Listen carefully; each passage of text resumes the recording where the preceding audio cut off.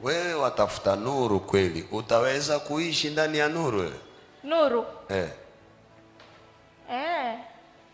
Utaweza? Nuru? Uko na mchumba mzuri lakini utashare naye wasichana.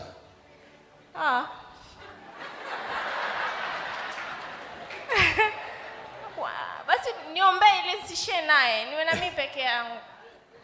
Niombe pastor, tusishare. Sio kosa lake, si kwamba anapenda wanawake, wasichana wanampenda. Najua wanampenda sana, lakini ondoa hiyo tamaa yao wengine wamuone. Yaani mimi peke yangu. Umeokoka? Sana, nimeokoka. Sasa ushampa akala na umeokoka, yatakana nivunje uhusiano wenu.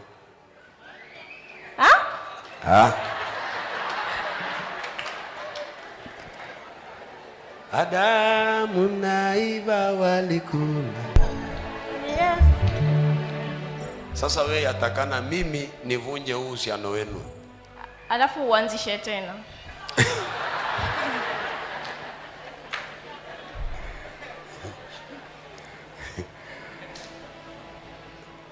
Unaita nani? Naitwa Maslin Nyevu. Maslin Nyevu. Nyevu. Kijana wangu, umepata mchumba mzuri, sababu roho yake haiko ndani, roho yake iko nje. Au hitaji kusoma, kabla hujasoma atakusomea, lakini huyu roho yake iko ndani. Mambo mengi anakupa robo, 3/4 ako nazo. Na jambo lingine, hiyo unajua kwamba wasichana wanampenda. Najua.